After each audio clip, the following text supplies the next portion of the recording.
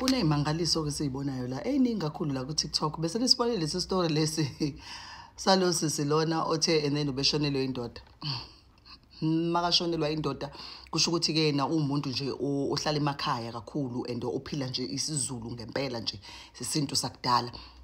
So uthi enene indoda yakhe nje yayumuntu obenemali umuntu responsible nje bekuwumuntu othanda umndeni wakhe nje kakhulu nje supportive over yena nezingane zabo. Okay, bese indoda ishona. Sanibonani ke ubongiwe lo Ndlovukazi ngiza nendaba wona uzana nini endlebe. Ashona uGayi. Makashona uGayi uyashona. Kusho ukuthi makashona kusho ukuthi ke bese kuhlalwa phansi umndeni ube ne-meeting. Mawuba ne-meeting umndeni ubambe i-meeting yokuthi okay usisi umakoti ngoba phela baphila isidala kuzomele angenwe oyedwa abafana bala ekhaya. Bebabafana bawu4 so sekusela bawu3 so lo yedwa obe umkhwenyana oseshonile. So usisi kufuneka angenwe omunye wabafowabo bendoda.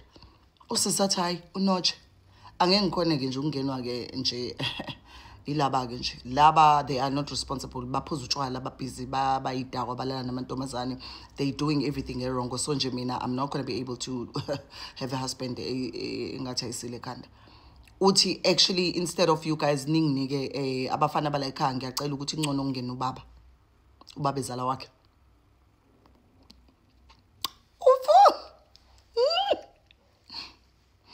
Umakoti uthi ufuna ukungena ubabezala ufuna ukuba unkosikazi wesibili kaBaba. Because ubaba uyena ongathi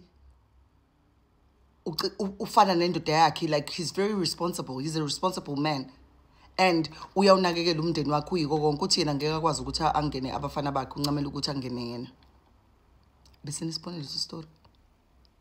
Shubisa makoti emzini, shubisa gani.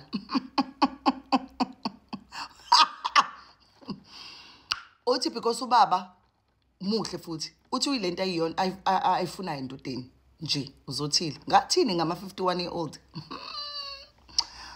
And bese nisibonile leso story enze njani umakoti ku right lokho akwenzayo ukuthi and then ufuna ukungena ubaba wezala ay ngicela ni comment below.